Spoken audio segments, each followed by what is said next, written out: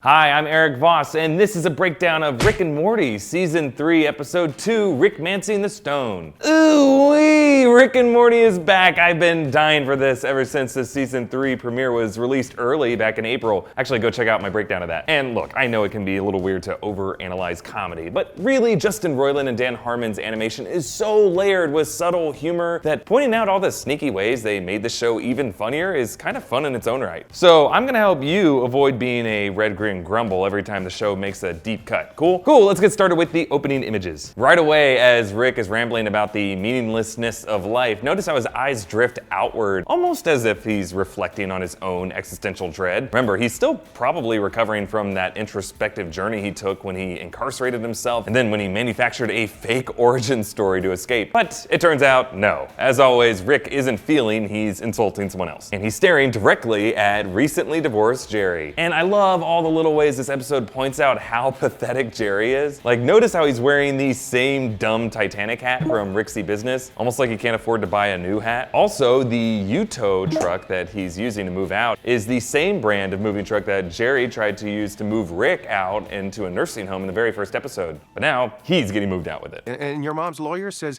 if I can get enough in the settlement, he can help me sue for full custody. Yeah, Jerry is bragging about how, one, he has no lawyer of his own, and two, he's about to get screwed out of any settlement money that he wins. In fact, all of nature has turned against Jerry. The wind, in the voice of Justin Roiland actually, whispers this at him.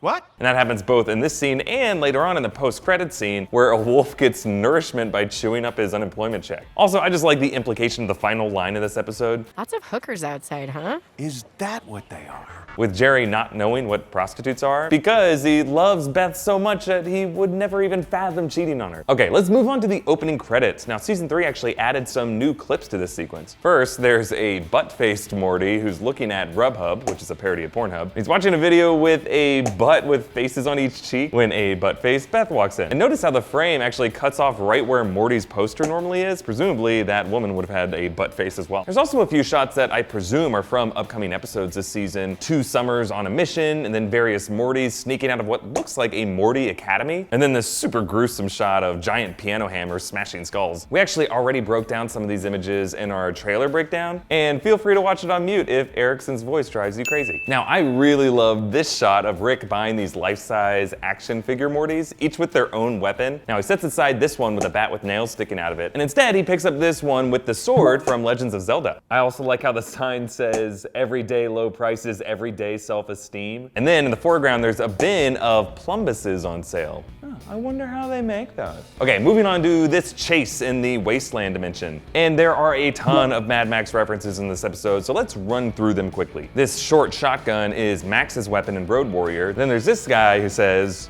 "Your blood will be my lotion." He is clearly inspired by Immortan Joe. There's also this shoulder-mounted baby, just like this little guy from Fury Road. And then, of course, later Rick calls the Gladiator Arena the Thunderdome, even though the Deathstalkers have their own stupid name for it, the Blood Dome. Then there's this woman with milk pumps from her breast as she collects the milk in baby bottles. Ugh, this is just like Immortan Joe's Mother's Milk women. Also, this guy sprays pink paint on his face, just like the War Boys spraying silver paint on their faces in Fury Road. Another Deathstalker says this line, "My body is chrome, my blood is gasoline," which is a reference to the War Boys catchphrase. Shiny and chrome. And then Summer's outfit later in the episode is inspired by Tina Turner's costume in Beyond Thunderdome. And then finally her neighbor reveals her pregnancy with this line. One man entered, one man comes out in 9 months. Which of course is a nod to the famous Thunderdome chant. 2 men enter, 1 man leaves. Whew, okay, the character of Hemorrhage is voiced by Joel McHale, who played Jeff Winger on Dan Harmon's previous show, Community. Actually, later when Summer hooks up with him on the table, I feel like that's a nod to when Jeff infamously hooked up with Britta on the table in the study room. Then Rick notices the Deathstalker's massive chunk of isotope 322, which gives this episode its title, Rickmancing the Stone. Now, that is taken from the movie Romancing the Stone, where Kathleen Turner and Michael Douglas sought after another massive green stone, this emerald called the Corazon, and Colombia. Now, as we move on to the Deathstalkers camp, I love how much detail went into the animation of these shots. And the animators said they wanted each Deathstalker to look different with no duplicate characters. And in addition to Mad Max, they use all kinds of influences to create them, 90s punk and S&M bondage. So I want to actually run through all the specific weird stuff that I spotted. There's Hemorrhage's driver, who shows up later. This Deathstalker is wearing this World War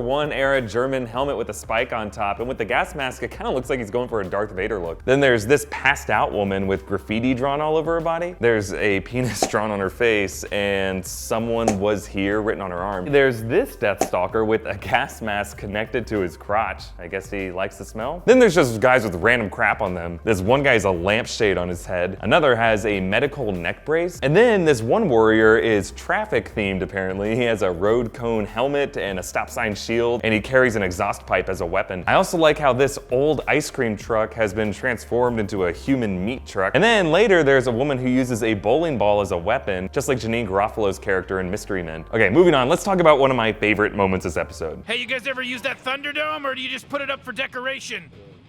You mean the Blood Dome? Save it for the Semantics Dome, E.B. White. Ooh, burn.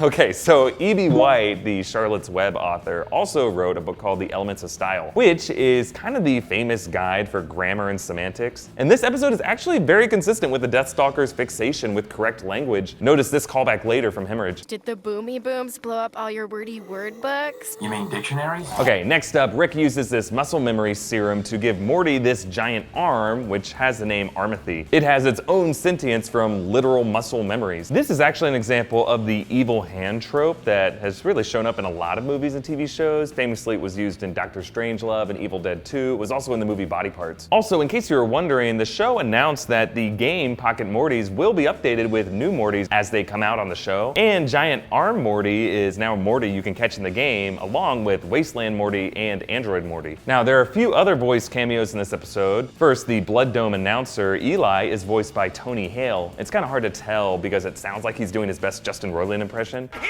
wants more! Also, the Viking invader that Armathy remembers from his past and gets revenge upon, he is voiced by John DiMaggio. He's the voice of Bender from Futurama. I was just following orders.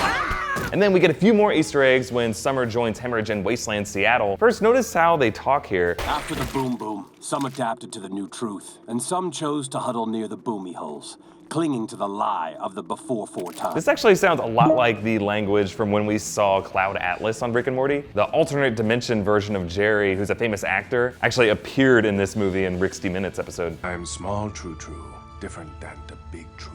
You can also barely make out an Atari and Bart Simpson shirt on these humanoids. And speaking of shirts, later this episode, Hemorrhage wears another shirt that you might remember from the 90s, this Big Johnson brand. Now, when Armathy goes on this murder spree in the Blood Dome, notice how Morty starts to really get into it. He's venting his bottled up anger. Stop standing in the driveway talking about custody! Either tell her you want to stay married or get on with your life, but whatever you do, stop being a baby and act like a man!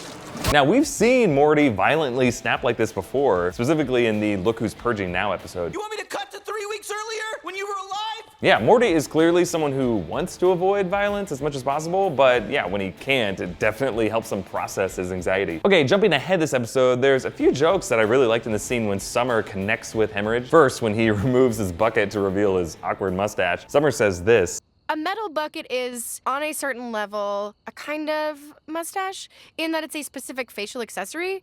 So it's kind of like, do you guys have the phrase hat on a hat? So hat on a hat is a term with a few meanings, like it's sometimes used in football, but in this case, it's a comedy writer's term. Roiland and Harmon snuck in one of these into the season premiere too, if you remember, with the rule of threes. Comedy comes in threes. And I know I'm over-explaining this, but putting a hat on a hat basically means overwriting a joke. But that is what Summer is saying Hemorrhage is doing here, using a literal hat on a hat to double accessorize his head. Also, at the beginning of this scene, Hemorrhage says that the leash people in their society are kind of like interns. So I love how the end of the scene pays that off. Hey, I'm doing a coffee run. Never mind. Moving on, one of the fun subplots of this episode was Rick building android versions of Morty and Summer. And yeah, there are definitely some Westworld parallels here. Dial it back, Summer, by 15% and increase dynamic movement by 3. Am I right? This sounds a lot like Rick is adjusting a Westworld-style attribute matrix. And then later, when android Morty rants about wanting consciousness, trying to bypass the override, his shutdown and reset is very similar to when the hosts of Westworld glitch and reset. Bypassing override! I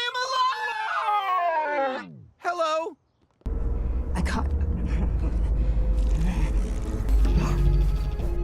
I also like when Rick says this line as he shuts down Summer. Toast my bread in the morning. You just became my backup toaster. This is a more subtle callback to the robot that Rick designed for the sole purpose of passing him the butter for his breakfast. What is my purpose? You pass butter. Oh my god. Okay, jumping ahead again in the episode, Summer's breakup with Hemorrhage actually mirrors Beth's separation from Jerry last episode. Hemorrhage and I are taking some time apart. Oh no, no.